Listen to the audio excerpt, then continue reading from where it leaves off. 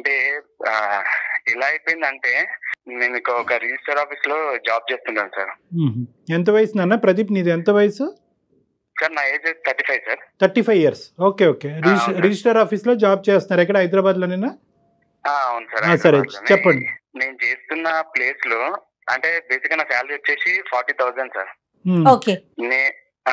నేను చేస్తున్న ప్లేస్ లో ఎన్నో income sources, side income sources ఎన్నో ఉంటాయి. నా గవర్నమెంట్ జాబే నాకు శాపం అయిపోయింది సార్. తాకట్టులో ఉన్న బంగారాన్ని విడిపించి ఆ రోజు ఆన్లైన్ రేటుకే మేము కొంటాం. Sharma gold company. నా జాబే ఎందుకు అంటే నా వైఫ్ తోటి నాకు విపరీతమైన టార్చర్ ఉంది సార్. అంటే నేను అది పీక్ లెవెల్ లో భరించలేకపోతున్నాను సార్.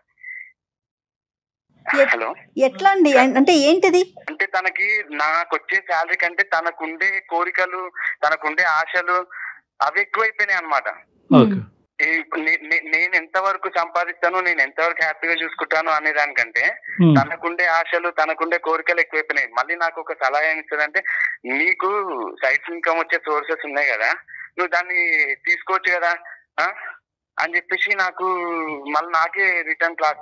అంటే సింపుల్ గా చెప్పాలంటే ప్రదీప్, మీ జాబ్ నచ్చింది కానీ మీ శాలరీ నచ్చట్లే. ఆవిడకి నచ్చట్లేదు. అవును అవును సార్, అవునవును. నచ్చట్లేదా, చాలట్లేదా సార్? మేమున్న పరిధిలో నాకు అది సరిపోద్ది సార్. నేను అప్పటికి చెప్తున్నాను, నేను నీకు లగ్జరీ లైఫ్ ఇవ్వలేకపోవచ్చేమో, బట్ నేను హ్యాపీ లైఫ్ అయితే నీకు ఇస్తాను. ఇంటికి వెళ్తే సరిగ్గా ఉండదు. తన మైండ్ సెట్ ఎంతసేపు మైండ్ లో వాళ్ళు ఎలా ఉన్నారు, వీళ్ళు ఎలా ఉన్నారు, వీళ్ళు ఇంత పెద్ద ఇల్లు ఉంది, ఇంత ఆస్తి ఉంది, ఇవి ఆలోచిస్తుందే తప్ప మా ఆయన నన్ను మంచిగా చూసుకుంటున్నాడు, మా ఆయన నాతో హ్యాపీగా ఉంటున్నాడు, సండే అట్లా బయటకు వెళ్తాము, ఇవి ఏముండవు అనమాట మైండ్ లో.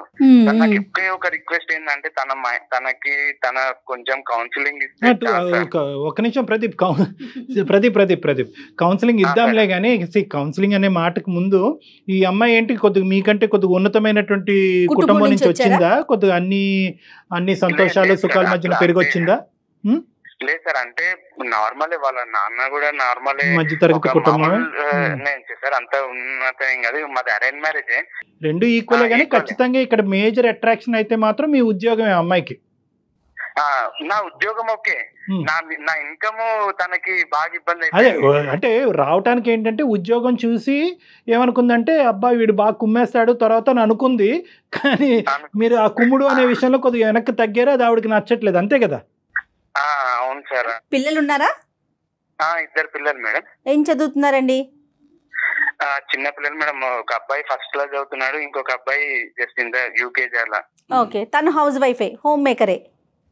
తన హౌస్ వైఫ్. ఎక్కడ కూడా ఏ లోటు లేదు కదా ప్రదీప్? అంటే ఈఎంఐలు కట్టుడు గానీ ఇలాంటి వాటిలో ఏమీ లోటు ఏం లేదు. నాకు అడిషనల్ గా ఎటువంటి నేను ఖర్చులు కూడా పెట్టాను సార్. నేను ఒక పొదుపుగా సేవింగ్స్ అని అవన్నీ ఒక ప్లానింగ్ ఉన్నాను సార్. నేను నా లైఫ్ లో నేను ఒక ప్లానింగ్ ప్రకారమే నేను అన్ని స్టెప్ బై స్టెప్ వేసుకుంటూ వెళ్తున్నా. తన ఏంటంటే ఇప్పుడు నాకు ఇన్కమ్ సోర్సెస్ ఉంటాయి సార్. అవతల వాళ్ళు చాలా దీన పరిస్థితిలో ఉంటారు. వాళ్ళని తీసుకొని నేనేం బాగుపడతా అన్న మైండ్ సెట్ ఉంటుంది నాకు. సంతోషం. ఓకే. అంటే సంతోషంగా ఇచ్చేవాళ్ళు ప్రదీప్ సార్. నాకు సంతోషంగా ఇచ్చే వాళ్ళది కూడా నాకు వద్దు సార్. నేను అనుకున్నాను, నేను ఒక మారల్ వాల్యూస్ తో నేను అనుకున్నా, నేను ఉండాలి, నేను ఇలా ఉండాలి. నాకు వచ్చిన దాంట్లో హ్యాపీగా ఉన్నాను సార్. నేను ఇప్పుడు నాకు 40,000 శాలరీ సరిపోతుందని చెప్పేసి ఉద్దేశంతో నాకు వాళ్ళకి అంతే ఇస్తున్నారు, పే చేస్తున్నారు. సో నేను అందులో హ్యాపీగా ఉన్నాను నేను. అంటే మీ ఆఫీస్ వాళ్ళు అందరూ కూడా ఇదే తత్వంతో ఉంటారా? ఆబ్వియస్లీ నా కొలీగ్స్ నన్ను ఇన్స్పైర్ గా తీసుకుంటారు సార్ ఆఫీస్ లో. నేను వాళ్ళు నన్ను ఒక పద్ధతి గల మనిషిలాగా, ఒక ఏదైనా వర్క్ అవ్వాలంటే నా దగ్గరికి పంపించాలన్నంత నేను ప్రతి ఒక్కరికి నేను ఒక ఇన్స్పైర్ సార్. నేను ఒకసారి వాళ్ళ చేత మాట్లాడిపించవలసింది కదా మీ భార్య గారిని. సార్ అన్ని అయిపోయాయి సార్, అన్ని అయిపోయింది. అందరితో మాట్లాడిచ్చాను. మరి మనం ఒకసారి డాక్టర్ గారితో మాట్లాడిద్దామా ప్రదీప్? అంటే అవకాశం ఉందా లేదా? అవకాశం ఉందా అసలు? ఉంది. తను మాట్లాడతారా? అంటే ఇప్పుడు కాల్ కలుపుతాను మేడం, ఒకసారి కలపండి. అదే ముందుగా విషయం చెప్పండి అండి ప్రదీప్. మళ్ళీ ఇది సమస్య కాకుండా చూసుకోండి. డాక్టర్ గారితో మాట్లాడటం అనేది మీకు సమస్య కాకూడదు. అయ్యో నాకున్న ఈ సమస్య ముందు ఇప్పుడు మీరే ఏదైనా సాల్వ్ చేయాలి. అలా కాదు, ఆవిడ షాక్ అవ్వకూడదు కదా నాన్న. నువ్వు ఇప్పుడు సడన్ గా కాల్ కలిపి డాక్టర్ గారితో మాట్లాడిపిస్తానంటే కనుక ఇంతకు ముందు మాకు ఒక ఎక్స్పీరియన్స్ ఉంది. అదే కదా, ఇంటికి రా చెప్తానన్నారు ఆవిడ. ఆ పరిస్థితి మీది కాకూడదు, ఉన్న పరిస్థితి కంటే దిగజారకూడదు అని అడుగుతున్నాం. ఒకసారి మీరు ఆవిడతో మాట్లాడేసి విషయం చెప్పి అప్పుడు కాన్ఫరెన్స్ లోకి తీసుకోండి. ఓకే ప్రదీప్, మేము హోల్డ్ లో ఉంటాము, మాట్లాడండి. మేము హోల్డ్ లో ఉంటాం, మీరు ఫస్ట్ మాట్లాడండి, అమ్మాయితో వివరం చెప్పండి. విచిత్రమైన ఇష్యూ కదా కళ్యాణ్ జీ. అంటే అతను లంచం తీసుకునే ఉద్దేశం లేదు, లంచం తీసుకోవటం తప్పు నేరం, అందరూ తీసుకున్నా కూడా నాకు అది లేదు, కెమెరా ముందైనా వెనకట్లని అతను అంటున్నాడు. కానీ అమ్మాయి తీసుకుంటే తప్పేంటి, నీ ఉద్యోగం అది డిమాండ్ చేస్తూ ఉంటే చేయటం సుఖపడదాం అని అంటుంది అమ్మాయి. తనేంటి, నా కష్టానికి తగ్గ ఫలితం వస్తుంది, ఇది చాలు, ఇందులోనే బతుకుదాం అనే ఆలోచన అని అనిపిస్తోంది అతని మాటలను బట్టి మనకి. మీరు మాట్లాడే వ్యక్తి మీ కాల్ ని హోల్డ్ లో పెట్టారు. హలో హలో ప్రదీప్ సార్, మా మిస్సెస్ ఒకసారి లైన్ లో ఉన్నారు. లక్ష్మి. హలో, పేరుకు తగినట్టు లక్ష్మి గారు నమస్తే అండి. నమస్తే, ఎవరు మాట్లాడేది? ఎవరది? అందమైన జీవితం ప్రోగ్రామ్ నుంచి అండి. నేను జయాని అండ్ డాక్టర్ కళ్యాణ్ చక్రవర్తి గారు కూడా నాతో పాటు ఉన్నారండి, స్టూడియోలో ఉన్నాము. ఇప్పుడే ప్రదీప్ గారు ఒక చిన్న సమస్యను మా ముందుకు తీసుకొచ్చారు. సమస్య కాదు కానీ ఒక చిన్న పరిణామాన్ని, దాని గురించి ఒకసారి మీతో మాట్లాడదామని చెప్పి కాన్ఫరెన్స్ లోకి తీసుకున్నారు. అలాగా, మీరు డాక్టర్ దగ్గరికి ఎందుకు వెళ్ళారు? ఇప్పుడు వెళ్ళాల్సిన అవసరం ఏముంది?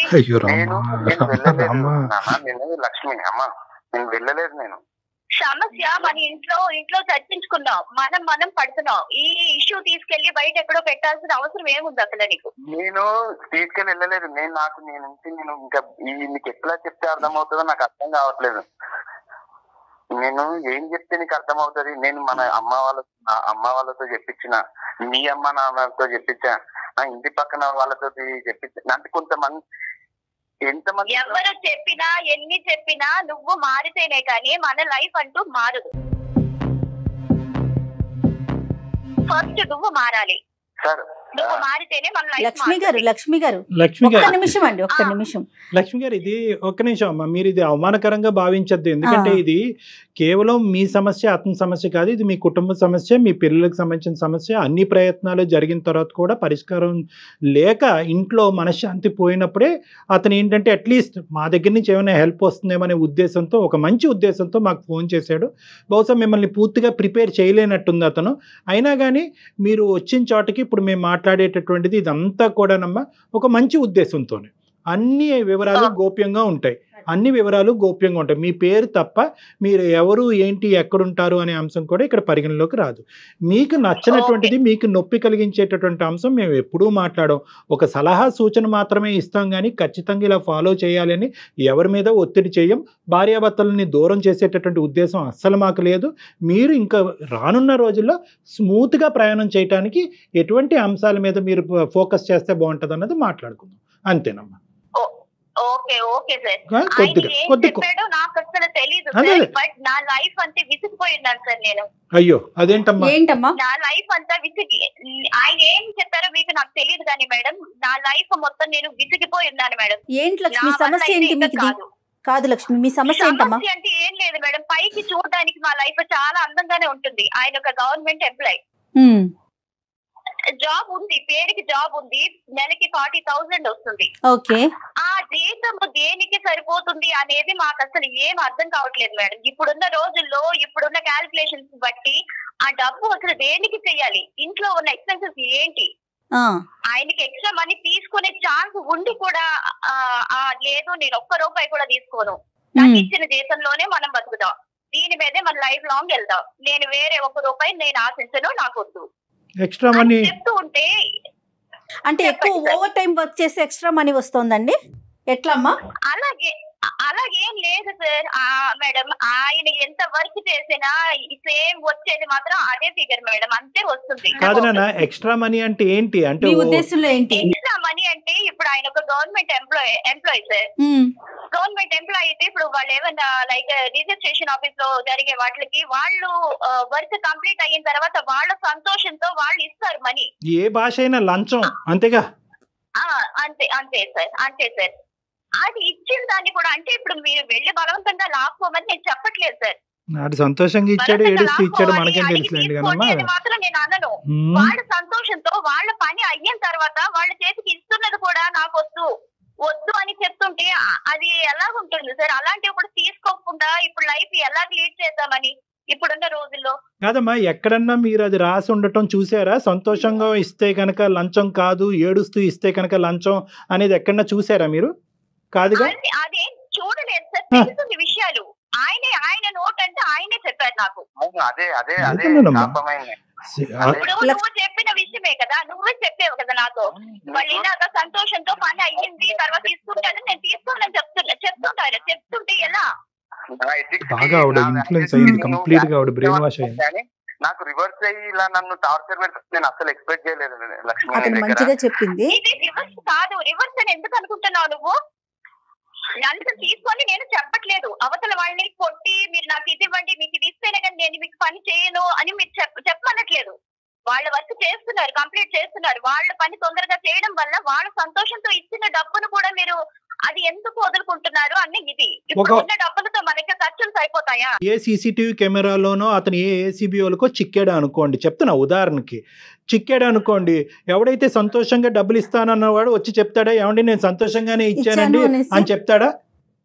చెప్తారు సార్, చెప్పదు. కాకపోతే నేను బలంగా తీసుకోమని చెప్పట్లేదు కదా సార్. ఇప్పుడు ఆ కెమెరాలు ఉన్నాయి, రైట్, కరెక్టే, ఆ విషయం నేను కాదనట్లేదు. కాకపోతే ఇచ్చేవాళ్ళు ఇప్పుడు అక్కడ ఎదురుగా కెమెరాల దగ్గర ఇవ్వాలని ఏముంది, తర్వాత పక్కకు వచ్చి ఇవ్వచ్చు లేదా ఇంటికి వచ్చి ఇవ్వచ్చు. లైక్ ఇలాంటివి కూడా జరిగిన ఇష్యూస్. అలాంటివి కూడా చేతికి వచ్చిన దాన్ని కూడా వదులుకుని క్లూస్ కూడా మీరే చెప్పేస్తున్నారు లక్ష్మి, పేరుకు తగినట్టు, లక్ష్మీదేవికి తగినట్టుగా దానికి క్లూస్ కూడా మీరే చెప్పేస్తున్నారు. మేడం మీకు జనరల్ గా మీరు ఒక అమ్మాయే కాబట్టి, మీరు ఒక ఆడవాడు కాబట్టి ఇప్పుడు ఈ ప్రాబ్లం నేను మీకు అర్థం అవుతుందని నేను నాకు అర్థమైందండి. కాదు, ఉందనుకోండి, ఒక అకేషన్ ఉంది మేడం, అకేషన్ కి వెళ్తాము, పేరుకి ఏంటంటే అందరూ మీ ఆయన ఒక గవర్నమెంట్ ఎంప్లాయీ కదా, ఓకే మీకు ఇది ఉంటుంది, అన్ని జ్యువెలరీ ఇంత సారీ, ఆ టైప్ ఆఫ్ వాళ్ళ థింకింగ్ ఉంటుంది, వే ఆఫ్ థింకింగ్ ఆ విధంగా ఉంటుంది. లక్ష్మి అలా కాదు మేడం. లక్ష్మి గారు ఒక్క నిమిషం అండి, ఒక్క నిమిషం. కరెక్టే, మన చుట్టుపక్కల ఉన్నవారు వారి తాహతకు తగినట్లుగా వారు ఉంటారు. మన కెపాసిటీ ఎంతో మనం అలా కదా ఉండాలి. మరి మన పిల్లలకి మనం ఏమి నేర్పిస్తున్నాం? నా భర్త న్యాయపరంగా ముందుకెళ్తున్నాడు, అతను చూసి నేను గర్వపడుతున్నానని ఒక్క మాట చెప్తే కనుక 100కి 100 నోరు మూసుకుంటాయమ్మా. అంటే నువ్వు చెప్పేటట్టు చెప్పింది రైటే. నా విషయం ఏంటి చెప్పండి, ఒక ఫ్యామిలీ ఫంక్షన్స్ కి వెళ్ళినా లేదంటే ఒక ఏమైనా పార్టీస్ కి దేనికి వెళ్దామన్నా, ఈవెన్ కనీసం ఒక పార్టీకి కానీ మ్యారేజెస్ కానీ అటెండ్ అయితే ఒక్కరికి ఒక మంచి డ్రెస్ అనేది ఉంటుంది సార్. మాకు వచ్చిన దాంట్లో ఏ ఎక్స్ట్రా లంచ్ అనేది ఎక్స్ట్రా రూపీస్ తీసుకోకుండా మేము బాగానే హ్యాపీగానే ఉండగలం. పిల్లల పరిస్థితి ఏంటి సార్? రేపు పాపకి ఇప్పుడు స్కూల్ అడ్మిట్ చేయాలంటే 1 lakh రూపీస్ సార్. చిన్న పాపకి స్కూల్లో అడ్మిట్ చేయాలంటే 1,00,000 రూపాయలు. ఇప్పుడు రేపు ఏమన్నా డాక్టర్ సీట్ ఇలాంటిది ఏమన్నా వస్తే ఏం చేయాలి సార్? అమ్మ నీ భర్త ఒకప్పుడు నీ భర్త ఒక డొనేషన్ అనే పేరుతో వాళ్ళు లంచాలు తీసుకుంటున్నారు. బట్ మేము దాని డొనేషన్ అంతా దీనికి ఎందుకు లంచం అని పేరు పెడుతున్నారు? ఎవరో గడ్డి తిన్నారని చెప్పి మీ అందరూ గడ్డి తినక్కర్లేదు. Point number 1. పాయింట్ నెంబర్ 2, ఒకప్పుడు నీ భర్త ఒక సాఫ్ట్వేర్ ఉద్యోగస్తుడు అయ్యాడు అనుకో, చెప్తున్నాను, ఒక ఫిక్స్డ్ టైమింగ్ బట్టి ఫిక్స్డ్ శాలరీ బట్టి ఉండుంటే కనుక ఏం చేద్దాం అమ్మా, వదిలి వెళ్ళిపోయి ఉండేదానివా? ఇంతే వచ్చిందని సరిపెట్టుకుని ఉండేదానివా? నెంబర్ 1. నెంబర్ 2 ఏంటంటే కనుక గవర్నమెంట్ ఉద్యోగం ఉంది కాబట్టి లంచాలు తీసుకోవటం ఒక కెపాసిటీ ఉంటుంది కాబట్టి శాలరీ కంటే 10 రెట్లు డబ్బులు వస్తాయి కాబట్టి చేసుకున్నావా నువ్వు ఇతన్ని? అలాగని కాదు సార్, అలాగని కాదు. ఉన్న అమౌంట్ తో ఇప్పుడు లైఫ్ లీడ్ చేయడం కష్టం. మీరు ఏం చదువుకున్నారు? డిగ్రీ చేశాను మేడం. ఓకే, మీరు ఏదైనా చిన్న ఉద్యోగం చేసుకోవచ్చు కదా, ఆయనతో పాటుగా ఎంతో కొంత సహాయంగా ఉంటుంది కదా. 40+20 కదా. కూడా అయింది మేడం, అది కూడా చేశాను. అది కూడా చేద్దామని అప్లై చేస్తే ఈ మనిషి ఉన్నాడే, దానికి కూడా ఇంత అమౌంట్ పే చేయాలి, కట్టాలి, అట్లీస్ట్ అది నాకు పే చేయండి, లేదంటే నేను కూడా జాబ్ చేస్తే ఇద్దరికి ప్లస్ అవుతుంది, లైఫ్ లీడ్ చేయొచ్చు, పిల్లలతో ప్రాబ్లం అవ్వదని చెప్తే ఎంత రిక్వెస్ట్ చేశాను మేడం. చాలా రిక్వెస్ట్ చేశాను, నేను జాబ్ చేస్తాను కూడా కలిసి చేద్దామంటే అట్లీస్ట్ ఆ మనీ కూడా నాకు అరేంజ్ చేసే ఇది కూడా లేదు. నేనేం చేయను మేడం, ఎవరితో చెప్పుకోవాలి? ఇవ్వనని చెప్పిన, సైడ్ ఇన్కమ్ వాళ్ళకి లంచం నేను ఇవ్వనని చెప్పిన. నేను జాబ్ చేయొద్దని చెప్పట్లేదే. అక్కడ నీకు బ్యాక్ డోర్ తో వెళ్తోంది తను, వద్దంటారు ఆయన. అక్కడ కూడా ఇదే సబ్జెక్టా? వీళ్ళకి ఎదురైంది కూడా అదే ఘటన ఎదురైంది. ఏం ప్రదీప్? టాలెంట్ తోటి నీ ఎగ్జామినేషన్ నీవు ప్రిపరేషన్ దాన్ని బట్టి నువ్వు ముందుకెళ్ళి వెళ్ళు కానీ నన్ను లంచం కట్టు అంటే నేను కట్టాను. కాదమ్మా, లంచం లేనిది, లంచం తీసుకుంది ఇవ్వవలసినటువంటి అవసరం లేనటువంటి ఉద్యోగాలు ఏమీ లేవమ్మా ప్రపంచంలో. ఉన్నాయి సార్, అవి ఎంతవరకు యూజ్ ఉంటాయి సార్? తనకి దొరకట్లా, టచ్ కావట్లా, తనకి యూజ్ అంటుంది. ఉపయోగం లేదంట. ఇప్పుడు 5,000 10,000 మనకి ఎంత ఎన్నని మనకి ఆవిడ ఉద్దేశం ఏంటంటే లంచం ఇచ్చే ఉద్యోగం ఉంది అంటే కనుక అక్కడ లంచం తీసుకోవచ్చు. ఒక్క మాట అడిగాడు, అమ్మ స్కూల్లో ఒక ట్రిప్ వెళ్తున్నాము దానికి ఇంత పే చేయమంటే అట్లీస్ట్ ఆ అమౌంట్ అడగడానికి కూడా నాకు ఇంట్లో లేదమ్మా, మనకు అర్హత లేదు అని చెప్పడానికి కూడా నాకు ఆలోచన ఉంటే 100 మార్గాలు ఉంటాయి. మీ ఆలోచన కాన్సెప్ట్ ఎలా ఉంది అంటే కనుక, ఒరే బాబు మీ నాన్న బయటకు వెళ్తున్నాడు కానీ చెప్పుకోవటానికి పెద్ద ఉద్యోగం కానీ సరిపడేంత డబ్బులు తీసుకురావట్లేదు అనే కాన్సెప్ట్ ఏదైతే మీ ఇంట్లో తిరుగుతుందో బంగారం లాగా, అదే కాన్సెప్ట్ ఆటోమేటిక్ గా పిల్లలు ఇంబైబ్ అవుతారమ్మా. వాళ్ళకి కూడా అమ్మ సరిపోవట్లేదా, రావట్లేదా, ఇలా చేయొచ్చా అలా చేయొచ్చా అన్నది 100% ఏంటి సార్. ఇప్పుడు వాళ్ళు కూడా ఎగ్జాంపుల్ చూపిస్తున్నారు సార్, అమ్మ నిన్న వీళ్ళ కార్ లో వచ్చారు, మా ఫ్రెండ్స్ ఇలా వచ్చారు, నేను అక్కడికి వెళ్ళారు, ఇక్కడికి వెళ్ళారు, మార్కెట్, ఇవన్నీ చెప్తుంటే అట్లీస్ట్ మన అవసరాలు వేరు, ఫెసిలిటీస్ వేరమ్మా. లక్ష్మి చెప్పేది మన కొన్ని ఇవ్వలేమో స్థితిలో ఉన్నాము.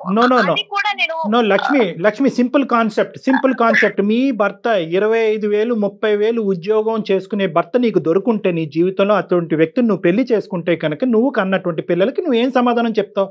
ఏమని చెప్పుండేదాన్ని? ఇదే ప్రశ్న నీ కొడుకు అడిగాడు, అమ్మ ఆడు ఏరోప్లేన్లో వస్తున్నాడని అడుగుతాడు, అప్పుడు ఏమని చెప్తావు? రైట్, అంతే. ఇప్పుడు కూడా అదే, నువ్వు నీ పిల్లల్ని ఎలా పెంచిది, వాళ్ళకి ఏ సమాధానం చెప్తే కనుక పిల్లల దగ్గర నుంచి అవే ప్రశ్నలు వస్తాయి. సరిపోవట్లేదు అంటే కనుక అమ్మ సరిపోవట్లేదు అని అంటారు. మీరేమొచ్చి వజ్ర వైడూర్యాల వైపు చూస్తే కనుక వాడు కార్లు ఏరోప్లేన్స్ వైపు చూస్తారు. సో ఇక్కడ ఏంటంటే తల్లి చూసేటటువంటి విధానం బట్టి పిల్లల యొక్క పెంపకం ఉంటుంది, వాళ్ళు అడిగేటటువంటి ప్రశ్నలు ఉంటాయి. The battle is between 2 things. ఒకటి ఏంటంటే మెటీరియలిస్టిక్ వర్సెస్ ఎథికల్. నాకు ఇది కుర్చీ అంటే కనుక ఈ కుర్చీ సరిపోతుంది, నాకు ఈ ఫ్యాన్ అంటే కనుక ఈ ఫ్యాన్ సరిపోతుంది, నాకు ఏసీ ఉంటేనే నేను ఉంటాను, నాకు రిలాక్స్డ్ చైర్ ఉంటేనే ఉంటానంటే కనుక మీ మైండ్ సెట్ ఎప్పుడు కూడా అటువైపే ఉంటుంది. నీ భర్త ఇప్పుడు ఏమి తప్పుగా మాట్లాడుతున్నాడని మీకు అనిపిస్తుందా, లేదంటే ఎథికల్గా మాట్లాడుతున్నాడని అనిపిస్తుందా? ఎలా అనిపిస్తుంది మీ భర్త గురించి? చేతకానోడి కింద అనిపిస్తుందా, లేదంటే ఒక ఎథికల్గా మాట్లాడేటటువంటి వ్యక్తి గురించి అనిపిస్తుందా? మీకు ఎలా ఉంది? ఎథికల్ గానే మాట్లాడుతున్నారు సార్. కాకపోతే నేను అనేది ఇప్పుడు మనకి ఇది తప్ప వేరే ఏం లేదు అంటే మనకున్న లిమిట్స్ లోనే మనకున్న మనీలోనే హ్యాపీగా ఉండొచ్చు. బట్ ఛాన్స్ ఉండి కూడా ఎందుకు ఇలాగే ఉన్నారు? ఎవరైనా క్వశ్చన్ చేస్తే ఏంటి గవర్నమెంట్ ఎంప్లాయీ కదా, ఈ ఛాన్స్ అనే పదమే తప్పమ్మా. ఈ ఛాన్స్ వల్ల 10 రూపాయలు తీసుకోవచ్చు, 10 సంవత్సరాలు జైల్లో అన్నా ఉండొచ్చు. ఈ పదం వాడుతున్నారు చూడండి, ఛాన్స్, ఆపర్చునిటీ, బంగారు ఛాన్స్, గోల్డెన్ ఛాన్స్ అంటున్నారు చూడండి. అవి కాదు, అదే ఛాన్స్ డబ్బులు తీసుకుంటున్నప్పుడు మీ భర్త అడ్డంగా ఎవరికైనా ఏసీబీ వాళ్ళకి దొరికి ఒక 10 సంవత్సరాలు జైల్లో ఉంటే కనుక అప్పుడు మీరు మాకు ఫోన్ చేస్తారు వేరే కారణం పెట్టుకు. కాదండి, వాళ్ళే డబ్బులు ఇస్తూ కావాలని ప్లాన్డ్ గా కూడా ఇచ్చి బుక్ అయితే ఉంటే అసలుకే మోసం కాదు. గుడ్డు తినాలండి, కోడినే కోసేసుకుంటామంటున్నారు మీరు. ఒకసారి ప్రాక్టికల్ గా ఆలోచించండి. ఈరోజు షార్ట్ కట్ మార్గాల్లోకి వెళ్తే కనుక లక్షలు రావచ్చు, కానీ అడ్డంగా దొరకచ్చు. దానివల్ల చాలా పరిణామాలు చాలా భయంకరంగా ఉండబోతాయి. మీకు అది తెలియట్లేదు, మీరు ఈ bad side of the things చూడలేకపోతున్నారు. అది ఇక్కడ వాళ్ళే ఇస్తామంటున్నారు కానీ కోణంలోకి వెళ్ళిపోతున్నారు. వాళ్ళు ఇచ్చినా, ఇతను ఆనందంగా తీసుకున్నా, వాళ్ళు బాధపడుతూ ఇచ్చినా, ఎలా తీసుకున్నా at the end of the day మొదట్లో చెప్పినట్టుగానే దాని పేరు లంచం. అంతే. లంచం తీసుకోవటం, ఇవ్వటం అనేటటువంటిది కూడా రెండు చట్టరీత్యా నేరం. ఈ రోజున ఎవరున్నారు సార్ అలాగా? ఇప్పుడు మన బలవంతంగా అడిగి తీసుకోవట్లేదు. ఎవరున్నా లేకపోయినా మనకి ఉన్నది ఒకటే లైఫ్ సార్. ఉన్న ఒక్క లైఫ్ కూడా మనం ఎంజాయ్ చేయకపోతే ఎలా సార్? అమ్మాయి ఎవరు లక్షలు అడగమని చెప్పట్లేదు కదా, ఇచ్చింది తీసుకోవడానికి ఫిక్స్ అయ్యారు. అప్పుడు నేను ఏదైనా దారి తప్పితే ఈయన ఇలా అయిపోయాడు, అలా అయిపోయాడు. నువ్వు దారి తప్పుతావు. నువ్వు దారి తప్పే మనిషి అయితే ఎప్పుడో బాగుపడుతున్నా. అరే అమ్మ, నువ్వు దారి తప్పకూడదని దేవుడు దండం పెట్టుకోవాలమ్మా. నాకు ఒకటి అర్థం కావట్లేదు, ఏమైనా గాంధీజీ వంశం నుంచి వచ్చావా ఏంటి? నేను చెప్పట్లేదు, ఇచ్చింది సంతోషంగా తీసుకోవడానికి ఏంటి నీకు ప్రాబ్లం ఏంటి? అతనిది గాంధీ వంశమా నీది హిట్లర్ వంశమా అనే సబ్జెక్ట్ తీసి పక్కన పెట్టండి. ఇది కాదు మనం మాట్లాడుకునేది. ఇప్పుడు ఏంటంటే లంచం సంతోషంగా ఇస్తే తీసుకోవాలి అని నువ్వు అంటున్నావు, కానీ మేము చెప్పేటటువంటి సబ్జెక్ట్ ఏంటంటే ఆ లంచం తీసుకుంటూ నీ భర్త దొరికిపోతే అప్పుడు పరిస్థితి ఏంటి అనే ప్రశ్న నిన్ను అడుగుతున్నాం. మీరు దొరకనప్పుడు సిచ్యువేషన్ గురించి మాట్లాడుతున్నారు లక్ష్మి, దొరికిపోతే సిచ్యువేషన్ గురించి మేము మాట్లాడుతున్నాం. చాలా మంది లక్ష్మి అంటే ప్రాక్టికల్ గా ఆన్ స్క్రీన్ మనం మాట్లాడుకోకూడని ఒక విషయం, ఎందుకంటే మీరు ఆ స్టేట్ ఆఫ్ మైండ్ లోనే ఉన్నారు కాబట్టి నేను చెప్తున్నా. ఇచ్చే వాళ్ళు ముందుగానే మీడియాకి చెప్పి మరి ఇస్తా ఉంటారు. అలాంటి కేసులు కూడా కోకొల్లలు కదా. దొరుకుతాడా దొరకడా అన్నది కాదమ్మా, ఇది అతని యొక్క వ్యక్తిత్వం. నీ భర్త యొక్క వ్యక్తిత్వము తాకట్టు పెట్టుకుని ఒక పిచ్చి పని చేయవలసినటువంటి అవసరం ఏముందమ్మా? ఈ రోజు నీ వ్యక్తిత్వాన్ని విరగ్గొట్టుకుని మిమ్మల్ని ఒక పని చేయమంటాడు నీ భర్త, నువ్వు చేస్తావా? ఒక మనిషికి ఒక వ్యక్తిత్వానికి మించినటువంటి ఆస్తి ఏముందమ్మా? ఏముంది? చప్పట్లు కొట్టించు, నలుగురు చేత చప్పట్లు కొట్టించు, నా భర్త ఇంత గొప్పవాడు అని చెప్పి. ఇంత దూరంగా ఉండి మీకు మాకు ఏ సంబంధం లేనటువంటి ఈ ప్రోగ్రాం నడిపిస్తూనే మేము మీ భర్తను చూసి ఆహా అనుకున్నాం, నేను జయ గారు చూసుకుని ఇందాక. అసలు నీలో ఆవగించేంత సంతోషం, ఒక ఆనందం కూడా లేదమ్మా. దురదృష్టకరమైనటువంటి భర్త దొరికాడు, లంచం తీసుకున్నటువంటి భర్త దొరికాడు, అడ్డంగా దొరికిపోయి జైల్లో కూర్చున్నటువంటి భర్త దొరికాడు అన్నట్టు నువ్వు మాట్లాడటం మాకు చాలా ఆశను కలిగిస్తుందమ్మా. సో ఈ రోజు ఉన్నదాంతో ఎలా సరిపెట్టుకోవాలి? లేదు, స్తోమత లేదు, పిల్లల భవిష్యత్తు, మెడిసిన్ చదివించాలి, అప్పుడు డొనేషన్లు కట్టాలి అంటే కనుక దానికి వేరే మార్గాలు ఉన్నాయి. లక్ష్మి ఉన్నావా? కట్ చేసావమ్మా. మీకు రియాలిటీ చెప్తున్నానన్నా, రియాలిటీ చెప్తున్నా. ఈ రోజుతో అయిపోయే జీవితం కాదు. ఈ రోజు ఏం మీ భర్త రిజైన్ అయిపోవట్లేదు. ఇంకా రానున్న రోజుల్లో ప్రమోషన్లు వస్తాయి, ఇంక్రిమెంట్లు వస్తాయి, ఇంకా ఉన్నతమైన స్థాయిలోకి వెళ్తారు. మీరు ఉద్యోగం చేయటం మొదలు పెడితే 2 చేతులతో సంపాదిస్తారు. తీసుకెళ్లి ఏ ల్యాండ్ మీదో ఏ బ్యాంకులోనో వేసి ఇన్వెస్ట్ చేయండి, సేవ్ చేయండి. 10కి 10 పెరుగుతుంది. రేపొద్దున మీ పిల్లలు ఎదిగి మా తండ్రి ఇంత నీతిమంతుడిగా మమ్మల్ని పెద్ద చేశాడు, అడ్డదోవల్లోకి వెళ్ళి మమ్మల్ని పెంచలేదని గొప్పగా చెప్పుకుంటారు. ఇవమ్మా ఎల్లకాలం కలకాలం నిలబడేది, గోళ్ళు మేడలు కాదు. లక్ష్మి బాధపడకమ్మా, గట్టిగా చెప్తే క్షమించు, కానీ ఉన్న మాట చెప్పాలి కాబట్టి అలా చెప్పాను. ఇంట్లో మానసిక ప్రశాంతత ప్రధానమైనటువంటి అంశం. అదే కోట్లాది రూపాయలు. నీ భర్త ఇంటికి వచ్చినప్పుడు సంతోషంగా అతన్ని ఆహ్వానించు. ఇంట్లో అందరు ఇంటిళ్ళ పాలి సంతోషంగా ఉండేటట్టు చూసుకో. రేపొద్దున దాని యొక్క ఫలితం ఏంటన్నది నీకే అర్థం అవుతుందమ్మా. ఆయుష్ పెరుగుతుంది, ఆరోగ్యం పెరుగుతుంది, ఆనందం పెరుగుతుంది. ఫస్ట్ ఆ కాన్సెప్ట్, ఈ డబ్బు అనే కాన్సెప్ట్ కాసేపు పక్కన పెట్టి ఆనందంగా జీవించడం ఎలా అనే దాని మీద కాన్సన్ట్రేట్ చేయి. అది కేవలం డబ్బుతోనే రాదు. అమ్మా లక్ష్మి ఏడుస్తా, నేను నువ్వు ఏడవాలని చెప్పేసి నీకు వాళ్ళతో డాక్టర్తో గానీ మేడంతో గానీ నీకు క్లాస్ తీయించాలన్నది నా ఉద్దేశం కాదు. నీకు నేను చెప్పి ఏ వర్షంలో చెప్పినా నీకు అర్థం కావట్లేదు అన్న ఒక చిన్న బాధతోటి నేను వాళ్ళతో నీకు మాట్లాడించాను. నువ్వు ఏడవాలని కాదు. ఓకే, ఆలోచించుకో. మీ ఆయన పదే పదే ఏడిపించారు అని అంటున్నాడు మమ్మల్ని. మేమేమి ఎవరిని ఏడిపించలేదమ్మా. ఉన్న మాట చెప్తే నీకు చేదుగా అనిపిస్తుంది కాబట్టి మాట్లాడుతున్నామమ్మా. లక్ష్మి 4 మెతుకులు నోట్లోకి వెళ్ళటానికి ఎన్నో బాధలు పడుతున్నారు లక్ష్మి. నిజం చెప్పాలంటే మనమంతా చాలా సంతోషంగా ఉన్నాం. లక్ష్మి అమ్మా, ఒక్కటి ఫైనల్ గా ఏమనుకుంటున్నావు చెప్పమ్మా.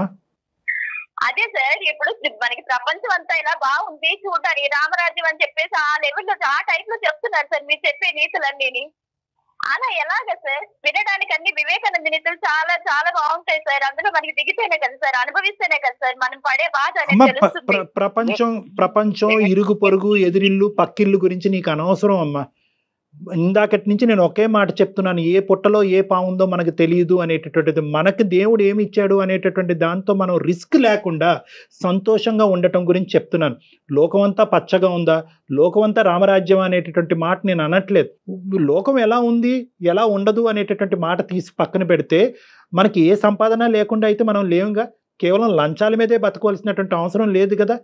మనం కరెక్ట్గా ఉండి మన ఎత్తుకలుగా ఉంటూ ఇంట్లో సంతోషం సుఖంతో పాటు ఉండుతూ భర్తకు నచ్చేటటువంటి విధంగా నడుచుకునేటటువంటి పద్ధతిని మనం అనుసరిస్తే కనుక ఆ సుఖమే రామరాజ్యం, ఆ సుఖమే పచ్చదనం. అలా అనుకుని ముందుకెళ్ళమంటున్నానమ్మా. లోకం బట్టి మనం ఎందుకు ప్రయాణం చేయాలి?